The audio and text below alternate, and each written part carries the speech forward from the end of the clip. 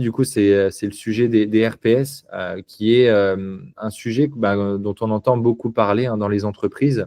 Et donc, on s'est dit que l'expertise de Samantha pourrait venir éclairer nos lanternes parfois par rapport à ce qu'on avait en tête et peut-être par rapport à la réalité. En termes d'organisation du webinaire, ça va durer une trentaine, quarantaine de minutes, l'échange. On essaye de garder une vraie dynamique. Donc, si vous avez des questions en cours de route, n'hésitez pas à les poser. Soit vous pouvez lever la main, tout simplement, soit vous pouvez les poser dans le chat et Clément posera les questions à votre place. À vous de voir, les deux fonctionnent. Et puis, au moins c'est descendant, au mieux c'est, on trouve. Voilà, le but, c'est que ce soit interactif, un échange assez naturel. Et du coup, Samantha, sans plus attendre, on te laisse la main et peut-être te présenter avant de démarrer la présentation. Oui, alors je vais me présenter. Donc, Samantha Marcolin.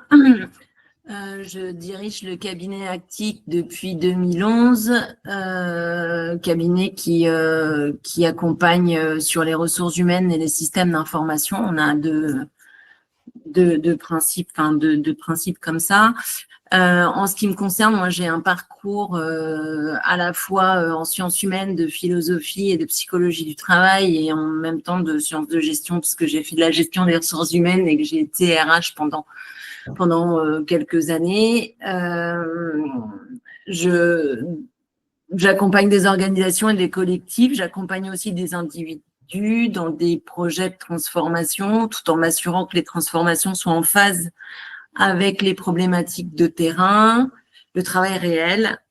Et mes interventions RPS, c'est en général quand l'entreprise a pas fait les choses comme il faut en termes de transformation et qu'il y a de la casse. Et donc, j'arrive plus dans une idée d'essayer de réparer des choses.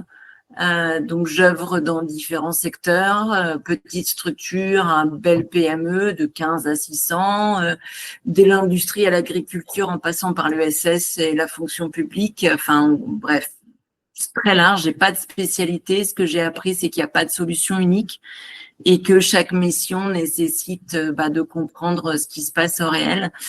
Et mon dada, c'est de me battre un peu contre les bullshit qu'on retrouve dans les organisations, les prêts à penser, les prescrits qui sont hors sol. Voilà, donc j'ai préparé un support RPS pour répondre aux questions et de méthodologie et d'obligations légales. Et je vous invite surtout à m'interrompre si vous avez des questions et à interagir parce que la façon dont je travaille, c'est à partir du dialogue. Donc, il n'y a aucune raison que ce webinaire ne soit pas aussi sous cet angle-là. Voilà, pour qui je suis. Je vais partager mon écran.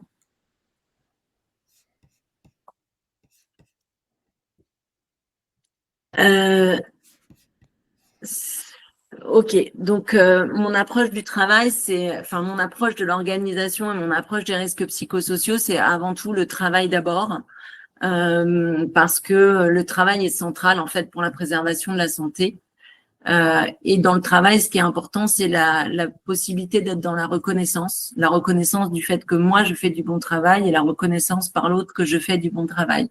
Et que la qualité du travail accompli, en fait, c'est une réponse hyper importante aux attentes subjectives pour l'accomplissement de soi et donc de la santé.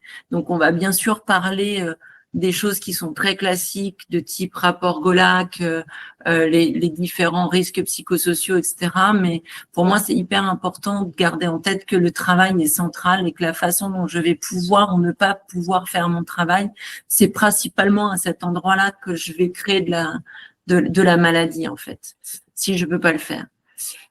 Mes postulats de départ, c'est que chaque individu en situation de travail veut faire du bon travail, que toute plainte, toute récrimination et une bruissure d'un travail empêché est source de souffrance. Dit autrement, si vous avez des gens qui râlent, c'est pas forcément juste pour râler, c'est peut-être parce qu'ils peuvent pas faire du bon boulot et c'est un problème. Le deuxième postulat, c'est que le système qui nous fait souffrir ne fonctionne que grâce aux ailes que nous mettons à le faire perdurer. Donc, dit autrement, on est tous responsables dans l'organisation du fait que des organisations puissent nous faire souffrir, quel que soit notre poste, puisque en acceptant de jouer le jeu d'organisation qui fonctionne pas bien, et ben on les nourrit, on leur permet de continuer à dysfonctionner. C'est pas un reproche, c'est un constat. Et le troisième postulat, c'est que la recherche de performance individuelle détruit la coopération. Voilà, ça c'est ce que je pose comme le préalable à toute discussion sur ce qu'est une organisation et comment on prévient les risques. Après, ce qu'on retrouve, c'est que sur les risques psychosociaux et les risques en général, on va avoir 9 principes de prévention. Est-ce qu'il faut, enfin voilà, est-ce que vous les connaissez? Est-ce que vous y allez discuter? Est-ce que je les lis? Dites-moi. Sinon, ouais, Non, Valentin. personnellement, je ne les connais pas du tout pour le coup. Ok. Donc, par ordre à peu près classé, on va dire que les risques, il faut évaluer pour pouvoir les éviter. Ça tombe sous le sens. Si on ne sait pas quel est le risque, on ne peut pas l'éviter. La deuxième chose, c'est de le supprimer à la source. Et ça va un peu à contre-courant de ce que font les organisations aujourd'hui, qui vont plutôt mettre des systèmes pour arriver une fois que le mal est fait, j'ai envie de dire. La troisième, c'est qu'il faut adapter le travail à l'homme et pas l'homme au travail. Et là aussi, ça va un peu à contre-courant de ce qui est fait dans les entreprises. L'idée, c'est aussi d'intervenir dès la conception de l'organisation du travail ou du système de travail ou l'espace de travail pour combattre le risque à la source, tenir compte de l'état d'évolution des techniques, choisir des solutions les plus salutogènes et donc essayer un maximum de remplacer ce qui est dangereux par ce qui l'est moins ou ce qui l'est pas, c'est mieux. Intégrer la santé à l'organisation du travail dans un ensemble cohérent, c'est-à-dire pas penser les systèmes chacun dans leur coin, un petit coup de sécurité par-ci, un coup de RPS par-là, et puis déconnecter de comment on s'organise au niveau du travail et déconnecter de la pression qui peut être mise pour sortir des choses, etc. Donc vraiment être dans quelque chose de très cohérent. Privilégier les protections collectives en leur donnant la priorité sur les mesures de protection individuelle. Et puis donner des instructions appropriées, former et informer le personnel. Parce que déjà, par rapport à ces 9 points-là, vous avez des questions, des besoins de clarification, besoin d'exemples, ou je continue, je déroule. Non, pour moi, c'est clair. Ok, je déroule. Donc, je vais redonner quelques définitions pour qu'on parle bien de la même chose. Donc, les risques psychosociaux, c'est les risques pour la santé mentale, physique et sociale engendrés par des conditions d'emploi, des facteurs organisationnels et relationnels susceptibles d'interagir avec le fonctionnement mental. Ça, c'est ce que vous allez trouver de façon classique. Et moi, en tant que psychologue du travail qui est issu d'une école clinique, donc clinique de l'activité, clinique du travail, psychosociologie des organisations, je rajoute et l'empêchement du travail bien fait. C'est-à-dire que tout ça, c'est vrai, mais on peut mettre des organisations où les gens ont un bon équilibre, etc. S'ils peuvent pas bien faire leur travail, ça va générer du risque psychosocial. En pendant des risques psychosociaux, on a la qualité de vie au travail, la qualité de vie et des conditions de travail et des conditions du travail qui désignent et regroupe sous un même intitulé les actions qui vont permettre de concilier amélioration des conditions de travail et performance globale. Et je rajoute que la qualité de vie au travail dépend surtout de la qualité du travail. Donc, si je fais du travail dans lequel je ne me reconnais pas, si je ne peux pas faire du bon travail, c'est à ce moment-là que je peux développer de la maladie. Voilà pour les définitions. Ensuite, dans les grandes familles de risques psychosociaux qui sont définis par un rapport qui s'appelle le rapport Golac, qui date un peu maintenant, mais qui fait toujours référence, on va trouver l'intensité et la complexité du travail, tout ce qui va être lié à la surcharge, aux exigences contradictoires, aux interruptions, à l'imprévisibilité, le temps de travail, la durée du travail, le travail de nuit, le travail posté, les heures supplémentaires. On va trouver l'autonomie, les marges de manœuvre, participation, décision, possibilité de formation, les rapports sociaux au travail, Le soutien social, relation avec la hiérarchie, collègues, clients, bénéficiaires, reconnaissance, harcèlement, etc. Tout ça, ça va rentrer là-dedans. L'équilibre vie professionnelle et vie privée, l'articulation, les contraintes, etc. Et puis tout ce qui va être lié à l'insécurité de l'emploi, aux perspectives de carrière, etc. En sachant que tout ça, c'est pas des blocs qui sont indépendants les uns des autres, c'est des blocs qui se parlent entre eux. Et en sachant que, par exemple, on parle de surcharge de travail. La surcharge de travail, c'est pas forcément elle qui va générer du burn-out, par exemple.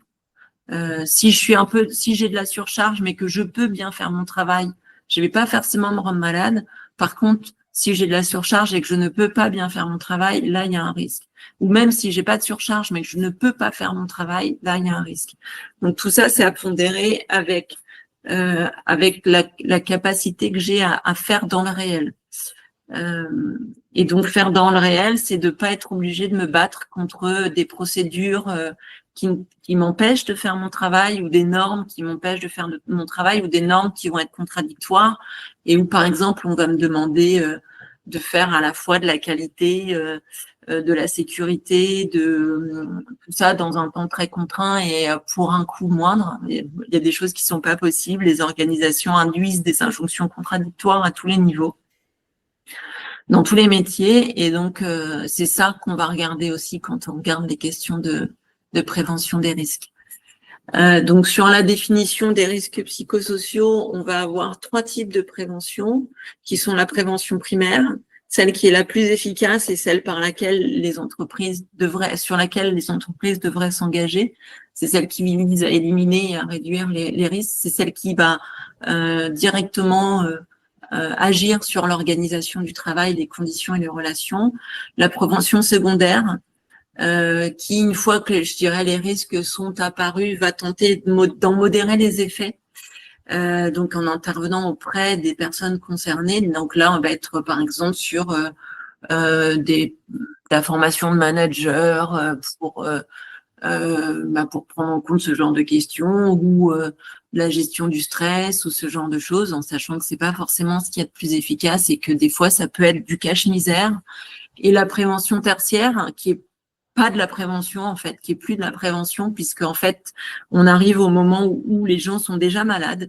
Et donc, le but, c'est de restaurer la santé des travailleurs lorsqu'ils ont été ébranlés par des facteurs de risque, et ou faciliter leur retour au travail quand il y a, par exemple, du burn-out ou des troubles musculo-squelettiques ou toute autre chose qui a interrompu, qui a suspendu le travail. Donc là, on est sur des mesures correctives de réadaptation, et c'est clairement les dernières les dernières qu'il faut utiliser quand on a vraiment envie d'agir sur les risques psychosociaux. Toujours pas de questions? Est-ce qu'il y a un impact aussi, je ne sais pas si vous avez vu, plus ou moins important sur les organisations, par exemple industrielles, si c'est plus dans l'industrie ou plus sur des sociétés de services, parce qu'on sait que les risques les facteurs de risque sont un peu différents, mais est-ce que c'est pas lié plutôt à l'organisation? Alors, les risques plus souvent psychosociaux sont liés à l'organisation, peu importe de quelle organisation dans laquelle on se trouve, en fait. Mm. On n'aura pas les mêmes risques, et on n'aura pas forcément les mêmes risques dans une industrie et dans une caisse d'allocation familiale, ou dans une fonction publique, ou ailleurs. Mais des risques psychosociaux, il peut y en avoir partout, des très importants, dès lors que l'organisation empêche. En fait, dès lors qu'on va avoir des effets cumulatifs, par exemple, dans l'industrie, si je m'appuie sur mon expérience dans une des industries que j'ai accompagnées, dans les risques, sans rentrer dans les problématiques de management qui n'étaient pas OK, ou il n'y avait pas forcément d'autonomie pour pouvoir faire son travail. Et du coup, les salariés devaient attendre que dans le processus, on vienne leur mettre de la matière et des trucs. Donc, ça a coupé le travail. Ils n'avaient pas l'impression de faire du bon travail. Ça, c'était un risque. Eux, ils n'avaient pas de risque avec la relation client, par exemple.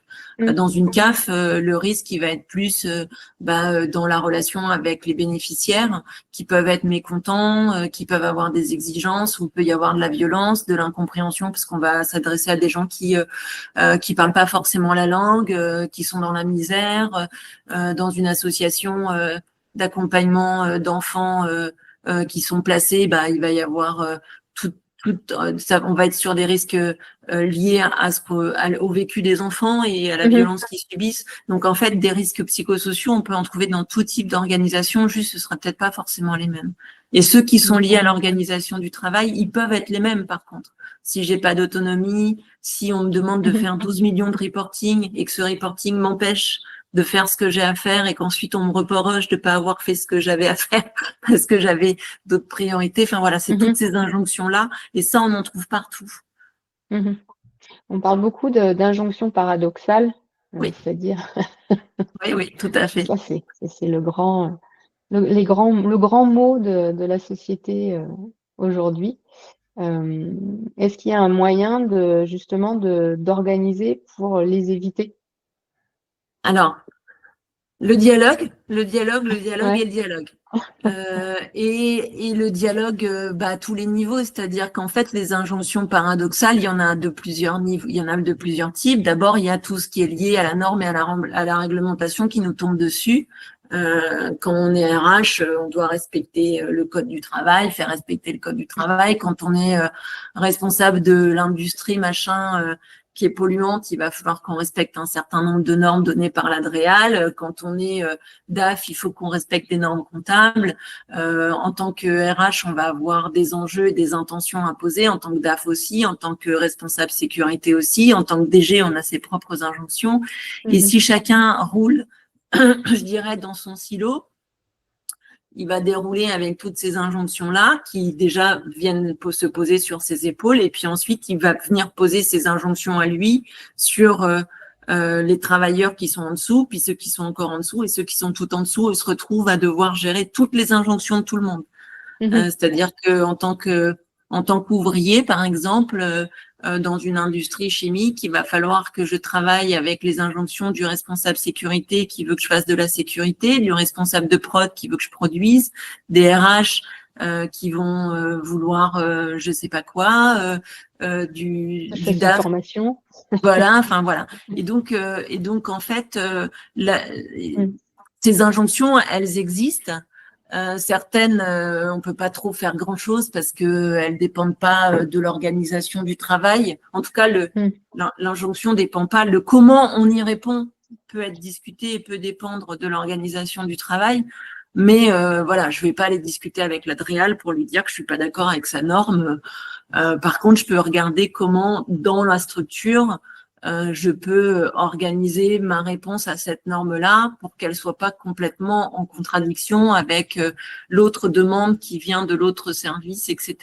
Et ça passe par le dialogue autour du réel. Ça veut dire que chacun doit être capable à un moment donné de dire ce qui le contraint et qu'il puisse y avoir une discussion qui prenne en compte en fait toutes ces contradictions-là pour voir comment on peut, à l'intérieur de ça, les transformer en autre chose que juste des contraintes. Donc, on peut difficilement faire sans injonction. Après, on peut faire quelque chose de ces injonctions. Et c'est donc, dans ce que je vais vous présenter, je vais vous présenter deux approches. Une approche, on va dire, presque classique parce qu'il y a déjà une approche clinique dedans, et puis une approche clinique qui est l'approche sur laquelle moi je travaille le plus, qui est justement de partir du réel pour relever toutes ces questions-là. Voilà, je continue.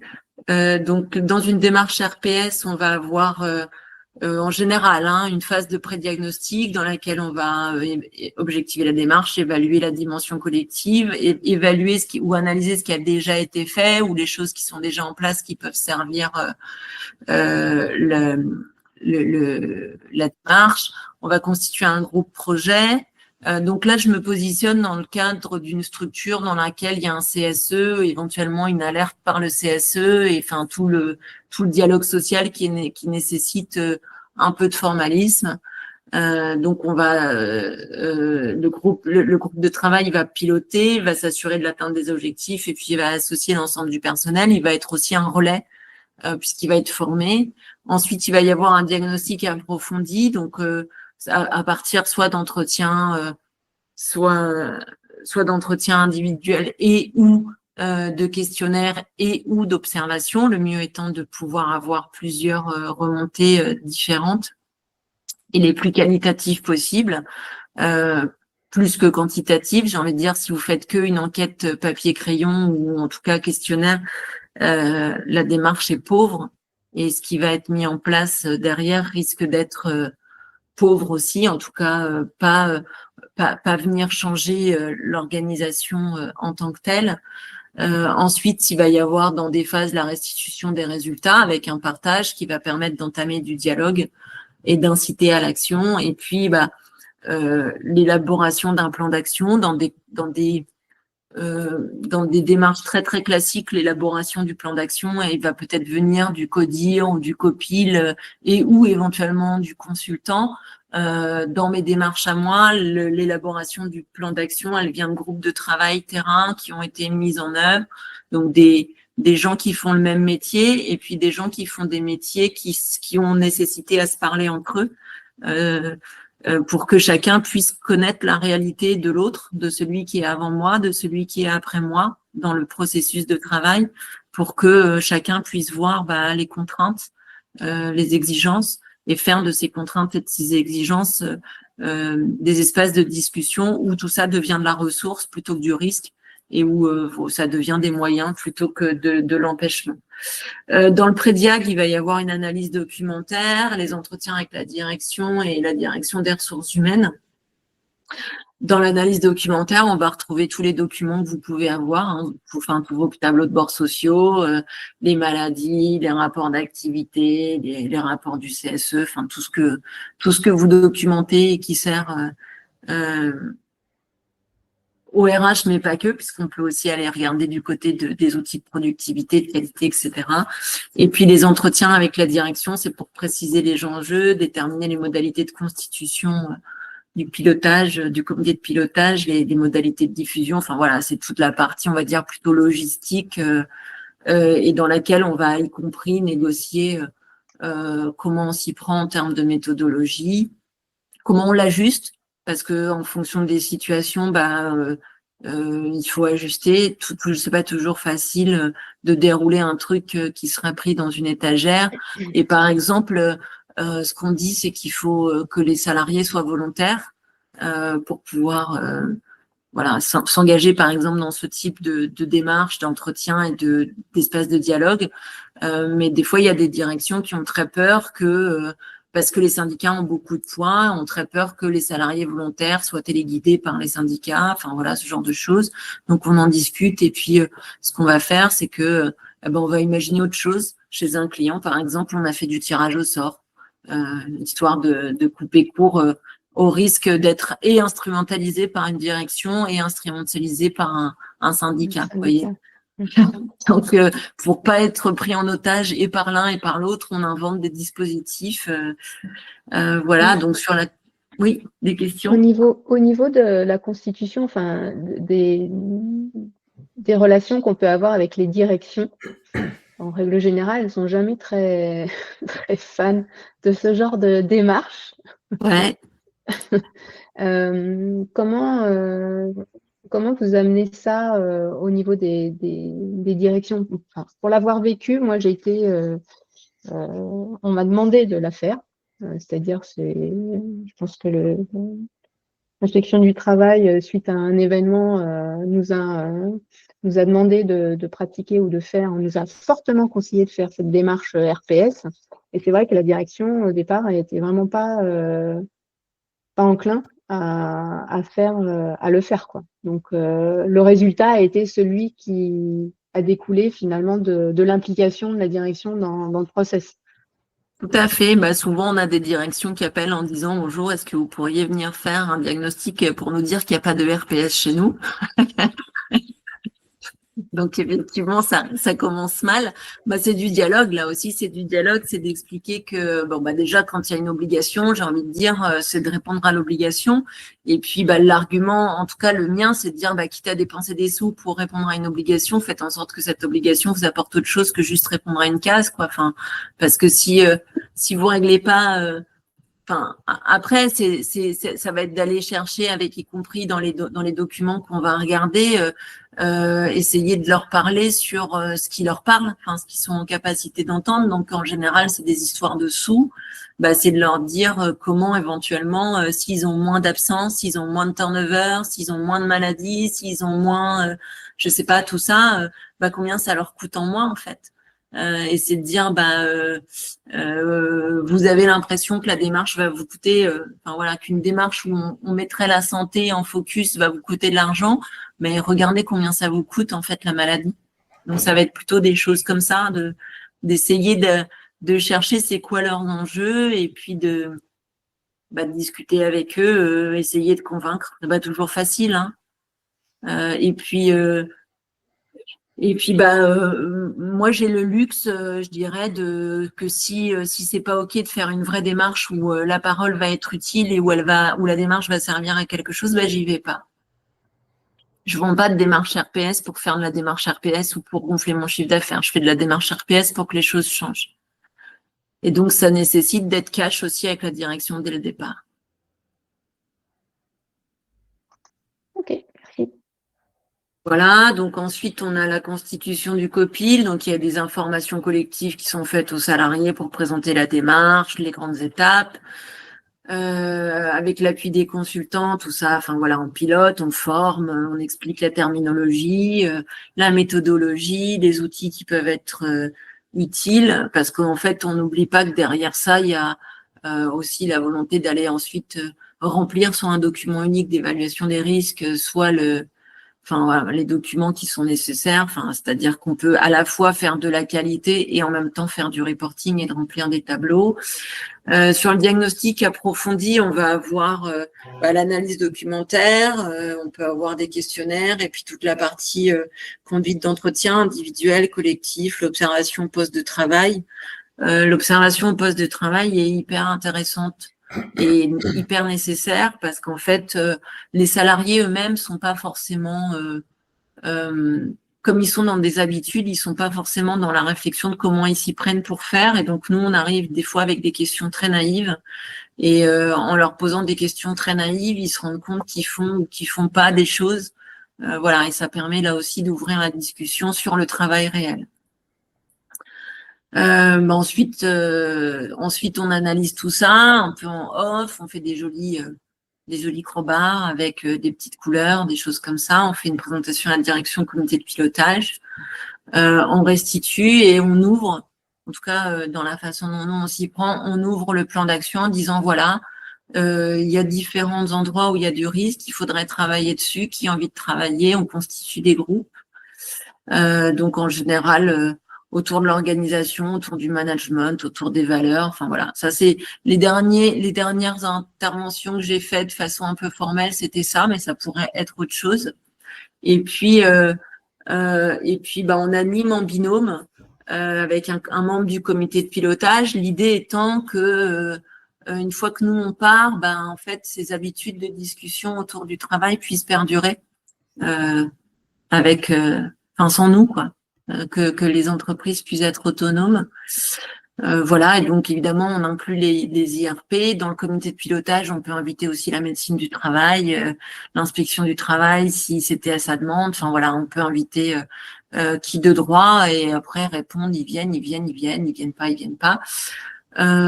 Donc, je dirais que ça, on est vraiment sur de la démarche classique. Après, sur une démarche clinique, plus à partir du travail réel, on va être moins sur des choses de type instrument, donc diagnostic, outils, etc. On va être vraiment sur une démarche à partir du terrain, c'est-à-dire que on ne sait pas où on va aller, on sait juste qu'on va libérer la parole pour aller quelque part, et pour aller quelque part où le travail doit permettre la santé. Donc là déjà, on vérifie qu'il y a un engagement de la direction, puis ça répond aussi à votre question, Nathalie, qui a un engagement de la direction à accepter le changement, parce que les directions ont tendance à dire que les salariés sont des freins au changement, mais souvent ceux qui veulent pas changer, ce sont plutôt les directions. Et donc voilà, on discute avec elles autour de ça et elles s'engagent. En tout cas, contractuellement, avec nous, elles s'engagent.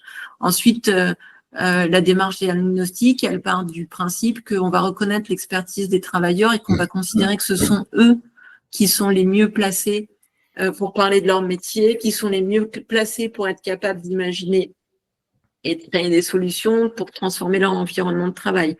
Alors là, ça veut dire qu'il faut aussi aller discuter avec les services méthodes, avec les services qualité, avec les services sécurité, pour leur dire, en fait, il va falloir que vous entendiez que les travailleurs, ils sont aussi porteurs de savoir de prudence, de savoir de qualité, etc. Et que du coup, vous, éventuellement, vous allez vous positionner un peu différemment. Ça ne veut pas dire qu'on vous chante, mais votre pouvoir, il va changer en fait. Vous allez être vraiment en support et pas dans une action où vous allez descendre ce qu'il faut faire et expliquer aux gens comment ils doivent travailler, mais vous allez les écouter. Vous allez écouter comment ils travaillent et imaginer avec eux comment, comment la façon dont ils travaillent s'articule avec tout le reste. Tout ça, ça nécessite de confronter des points de vue qui peuvent être contradictoires et conflictuels. Donc pour ça, je disais tout à l'heure, le dialogue. Nous, on part du principe que le conflit est inhérent à notre nature humaine et au travail. On ne peut que être pas souvent d'accord, que c'est pas grave, et que si on passe d'une logique où le conflit est tu, où on fait comme s'il n'existait pas et qui va créer de la violence et du conflit interpersonnel, et de l'opposition à une logique où le conflit va être fécond et créateur de coopération, en fait, on met en place des espaces de travail où ça, c'est possible. Et toutes ces méthodologies-là vont viser à transformer l'organisation, à rendre le travail vivant, et donc à aller un peu déconstruire les structures qui sont encore très tayloriennes et du coup très pathogènes dans leur organisation. Voilà pour la démarche clinique. Je vois que le temps passe. Ensuite, voilà, je peux passer très vite, ça en redit la même chose, mais en gros, c'est de partir du terrain, d'analyser les conflits, les dilemmes, ce qu'ils disent, et pas de considérer que le conflit c'est un problème, mais qu'est-ce que le conflit dit, pas considérer que Jean-Michel Reloux qui râle tout le temps, c'est un problème parce qu'il râle et que c'est pas, et il râle parce que c'est lui, mais peut-être qu'il râle parce qu'il a quelque chose à dire et que si on l'entend, peut-être il arrêtera de râler. C'est pas toujours vrai, hein, mais souvent c'est vrai. Des fois, il y en a qui râlent pour râler, mais c'est quand même pas la majorité. Et puis, la démarche clinique, c'est d'arrêter de croire qu'on peut se trouver ici, en fait, hein, qu'on peut faire toujours plus de qualité, de rapidité, d'économie et de sécurité. Voilà, ça n'existe pas. Donc, c'est aussi de casser un certain nombre d'idéal d'organisation où on nous fait croire qu'il y a des choses qui sont possibles alors que c'est un mensonge d'entrée de jeu. Voilà, mensonge qui continue d'être porté par une certaine idée de ce qu'est l'organisation. Et donc, en fait, plutôt que de limiter notre approche, c'est plutôt que de dire on s'attache à limiter les risques psychosociaux, et ben nous, on va s'attacher à développer les ressources psychosociales. Et donc là, les ressources que chacun a à son niveau pour pouvoir faire du travail, du bon travail et en santé. Ça, c'est pour la partie vraiment de la démarche. Ensuite, pour ce qui est des obligations patronales, on est sur une obligation de sécurité de résultat. Donc, évaluation, respect des libertés. Enfin, je ne sais pas si tout ça, c'est des choses qui nécessitent d'être repassées, si vous connaissez ou pas, ou si parce qu'il est presque l'heure, on avance plutôt sur des questions et éventuellement vous avez des slides avec les questions de la responsabilité pénale de l'employeur et de la responsabilité du RH aussi, qui est importante. Juste peut-être dire que la Chambre sociale a rendu en février 2014 une décision qui rappelle que des méthodes de management inadaptées constituent une faute. Et donc, l'employeur a l'obligation de prévenir ces méthodes-là. Et que donc, en fait, il y avait déjà eu avec la cassation là, ça parle d'un EHPAD, et il y avait déjà eu avec la chambre de criminels pour France Télécom, le procès France Télécom, le fait qu'on ait qu'on ait décidé que le harcèlement institutionnel avait une définition. Et donc, toutes les pratiques de management qui dégradent intentionnellement les conditions de travail pour pousser les salariés à démissionner, pour leur mettre la pression, etc., bah, du coup, sont passibles, alors, peuvent faire l'objet d'un licenciement, première chose. Et là, c'est la responsabilité de l'employeur de ne pas laisser faire. Et deux, peuvent être passibles de poursuites, y compris au pénal. Donc, au pénal, ça veut dire y compris jusqu'à la prison. Et ça a été le cas pour le dirigeant de France Télécom, le PDG de France Télécom, qui, en plus de l'amende qui a dû être payée par France Télécom, a dû, sur ses deniers personnels, payer une amende et a écopé d'un an de prison avec sursis. Donc, c'est des questions qui sont d'un point de vue... enfin, voilà. Ça aussi, peut-être, Nathalie, ça peut être des arguments pour les dirigeants qui auraient envie de juste cocher des cases. C'est qu'on parle de quelque chose qui est sérieux et pour lequel leur responsabilité est en jeu, en fait.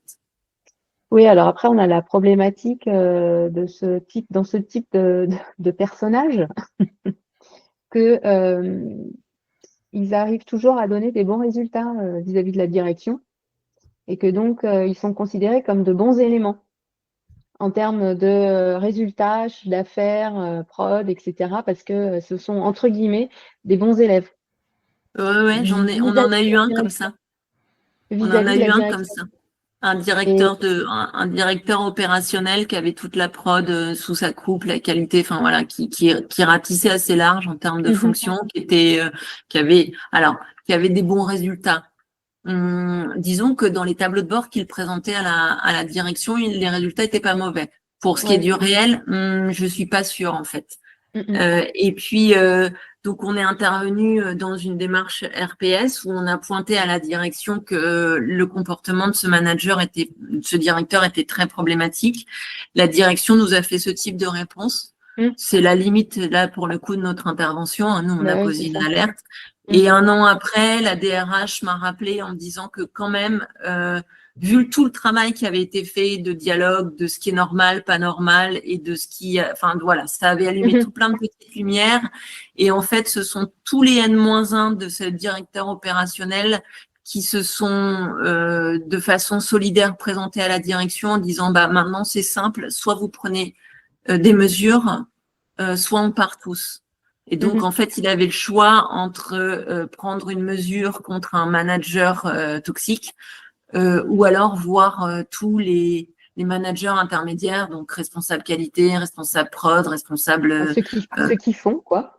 Ceux qui font partir. Et donc, ils ont fait le choix de faire partir le manager toxique. Je dis pas que ça a été facile, je dis pas que ça a été sans… Enfin, voilà, il y a eu du prud'homme, il y a eu tout ça, mais le fait de mettre, de montrer que la parole pouvait être utile, en tout cas à certains endroits, qu'on n'a pas pu tout résoudre, mais qu'il y a des choses qui traînaient depuis longtemps, qui ont pu être résolues et que, voilà, même des petites choses très symboliques avaient pu changer. Ça a montré aux salariés que finalement, ils avaient le pouvoir de faire quelque chose et ce pouvoir, quand ils ont considéré que c'était le moment de le prendre, ils l'ont pris. Et aujourd'hui, l'entreprise va mieux, en fait. Donc, alors, après, c'est vrai on est un petit peu, enfin même si on a cette sensibilité en tant que RH ou qu'on peut constater ce type de dérive, on est quand même contraint par la direction en fait d'avoir les moyens. Alors là, en l'occurrence financiers, pour entamer ce type de démarche. de quoi on parle des démarches RPS? Oui. Ouais. Justement, pour faire avancer le sujet de façon un petit peu objective et pas pointer du doigt, voilà, en se disant bon, on a un ressenti mauvais, mais il faut qu'on puisse objectiver notre position et dans ces cas-là, c'est vrai que la démarche RPS, c'est quand même le meilleur moyen pour pouvoir y accéder et d'avoir objectivement des faits relatés, quoi. Oui, bah là c'est pareil, j'entends, hein, c'est compliqué et c'est une vraie limite en fait parce que ça coûte pouvoir dérouler tout ça, ça coûte parce que ça nécessite du temps. Bonjour, je m'appelle Anne et j'ai peut-être loupé le début, mais la question dans ce que j'ai vécu moi en tant que DRH dans une grosse entreprise, c'est que moi, j'ai jamais vu de société comme la vôtre intervenir. Qui vient qui vous sollicite? Alors, vous l'avez peut-être dit, et puis je l'ai peut-être Non, je l'ai pas pas forcément entendu. dit. Parce que déjà, j'ai envie de dire, une fois que vous êtes dans l'entreprise, c'est déjà 50% du travail. Et moi, j'aurais rêvé d'avoir des personnes comme vous qui veniez en plus vous adresser à un codir. Donc, vous avez un impact. Ça veut dire qu'il y a déjà eu une prise de conscience quand vous arrivez. Oui, alors en fait, quand j'arrive, c'est soit par le biais d'un CSE, soit par le biais directement de la direction qui a eu, comme le disait Nathalie, soit l'inspection du travail qui lui a tiré les oreilles, soit une alerte du CSE, soit, enfin voilà, j'ai rarement été contactée par des entreprises qui se sont dit tiens, et si on évaluait tout ça sans qu'il y ait une contrainte extérieure. Oui, effectivement. Mais ce serait chouette. Et en tout cas, un autre pan de la façon dont je travaille, c'est d'intégrer ces questions-là quand il y a des projets de transformation, par exemple, l'implémentation de nouveaux outils, de n'importe quoi. Enfin voilà. Et donc là, on est moins dans une démarche RPS que dans une démarche d'accompagnement des transformations en santé. Mais sur la démarche RPS, oui, effectivement, il faut un peu que les dirigeants soient au pied du mur. Il y a un écho, je ne sais pas d'où ça vient. C'est peut-être moi, je vais fermer mon couteau. Pardon. Mais ouais, donc oui, effectivement, les directions peuvent venir nous chercher, mais un peu sous contrainte. Alors, une autre petite chose aussi qui est un petit peu un frein, c'est le terme. Risques psychosociaux? Oui. Oui, c'est pour ça que nous, on parle de ressources psychosociales. Oui. De développer les ressources psychosociales. Parce que c'est vrai que ça met tout de suite un frein, un frein, je veux dire inconscient, dans la tête des directions, c'est parce que de ce fait, elles se disent mince, il y a un risque, mais non, pourtant, je veux dire, on met tout en œuvre, ou voilà, il y a un certain nombre de choses qui sont mises en œuvre, etc. Où est le risque, en fait, psychosocial, quoi. Donc, Oui. c'est vrai que le terme est souvent un petit peu un frein là-dessus. Après, on peut considérer que c'est une démarche de qualité de vie et conditions de travail. Hein. Enfin, je veux dire, en dehors du fait que il y a des standards et que de toute façon, nous, les standards, on joue avec parce que il y a des choses intéressantes dedans, mais tout n'est pas intéressant et il manque des briques. C'est d'avoir une approche globale sur, je dirais, où on regarde comment l'organisation génère de la qualité du travail, de la qualité de vie et des bonnes conditions de travail. Donc, ça peut être aussi sous ce chapeau-là. Il n'y a pas besoin de rentrer par l'angle RPS. Là, c'est parce qu'effectivement, je ne sais plus comment on en est arrivé avec Valentin à parler de risques psychosociaux, mais voilà, ça aurait pu être. C'est vrai que le terme existe depuis 2013 ou 2014, je crois, enfin un truc assez loin. Et depuis, on parle de qualité de vie au travail. Alors, pour justement, voilà. Oui. Et là, c'est pareil, on parle de qualité de vie au travail, mais je dirais, par expérience, hein, les salariés, ils ont éventuellement moins besoin d'un baby-foot ou d'un fat boy que de pouvoir faire leur job, en fait. Et le problème, c'est que les démarches qualité de vie et conditions de travail, elles ont elles aussi été un peu dévoyées. C'est-à-dire que je parlais des 3 principes de prévention. Le dernier, c'est on vient une fois que les gens, on va dire, sont malades, enfin, on vient réparer. Dans la qualité de vie au travail, on a gardé que les petits plus, enfin les petites cerises sur le gâteau, un coup de sophrologie. Je dis pas que c'est pas bien, la sophrologie, c'est très bien, hein, mais aider les gens à gérer leur stress qui est provoqué par une organisation du travail dysfonctionnelle, ça n'a pas de sens en fait. Et donc voilà. Et donc du coup, toute la problématique, c'est qu'on parle, quelle que soit l'entrée d'ailleurs, hein, que ce soit RPS, QVCT, ou peu importe, management bienveillant ou tout ce qu'on entend de plus ou moins bullshit, c'est que si on s'adresse pas aux causes profondes de ce qui fait que les gens sont dans l'état dans lequel ils sont, c'est que de la cosmétique. Et on a tendance, les directions aujourd'hui ont tendance à acheter de la cosmétique. D'abord parce que c'est plus sexy, parce qu'on comprend mieux à quoi ça correspond, pas parce qu'on a l'impression que ça coûte pas trop cher et que du coup ça va régler les problèmes. Mais en fait, non. Ou même du coaching, enfin, je veux dire, il y a des entreprises qui règlent leurs problèmes de RPS avec du coaching, considérant que c'est aux individus de s'adapter ou de faire mieux ou quoi. Mais un manager, aussi bon soit-il, et aussi bienveillant soit-il, et aussi courageux et consistant soit-il, s'il est dans une organisation dysfonctionnelle, il peut pas être tout ça. Enfin, il peut pas continuer à être tout ça. Je suis bien d'accord avec vous. Il y a des questions, des choses sur lesquelles vous voulez, je sais pas, creuser, revenir ou... Moi, j'avais peut-être une question, Samantha, à te poser Ouais. sur peut-être l'actualité aujourd'hui, savoir si toi, il y avait une demande qui était de plus en plus croissante sur ce genre de sujet ou si il y avait une certaine constance depuis le démarrage de ton activité au vu de la conjoncture notamment. Alors, en fait, moi, j'ai une multi-activité et non, les risques RPS, c'est pas une demande je pense en rapport avec ce qui a été posé par Anne et Nathalie, c'est pas des demandes qui sont très courantes, en fait.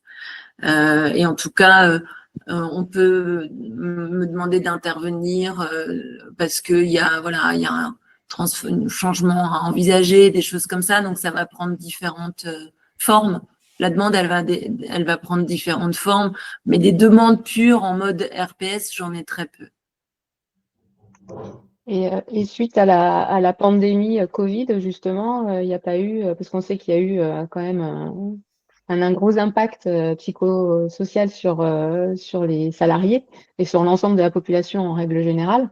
Et post-Covid, du coup, il n'y a pas eu plus de demandes que ça ou de diag qui ont été posées. Je saurais pas. Alors, à mon niveau, au niveau de ma structure, non. Mm. Après, je suis peut-être pas représentative du marché, hein, que je suis pas. Je fais pas forcément de veille. Non, Je fais pas forcément de veille là-dessus. Moi, à la sortie du Covid, j'ai plutôt fait beaucoup de la remise en lien, en fait, oui. de l'espace de discussion pour remettre en lien les gens et les faire retravailler ensemble et coopérer, en fait, pour créer de Alors, la coopération. pour développer donc les ressources. Oui, c'est ça, pour développer les ressources. Et Ok. je trouve que c'est ce qu'il y a de plus gratifiant aussi. Enfin, voilà, Oui, c'est sûr. Après, je ne sais pas si les collègues, elles ont eu cette expérience ou s'il y a eu quelque chose là-dessus au sein de des entreprises qu'elles suivaient ou pas. Non. Non, peut-être pas, ouais. Est-ce qu'il y avait d'autres questions à poser par rapport à ce qui vous a été présenté Si oui, c'est le bon moment. Et moi, je sais pas, j'ai pas regardé le chat. Je sais pas s'il y avait des questions dans le chat. j'en ai pas vu, non. Non, il n'y a pas eu particulièrement plus de questions. Enfin, je pense que c'était le bon format de prendre la parole là pour le coup. D'ailleurs, merci Anne, merci Nathalie d'avoir posé vos questions. Après, bon voilà, hein, peut-être que c'était limpide pour tout le monde. C'est ça, tout était très clair, non super présentation. Merci. Super présentation, Samantha, hyper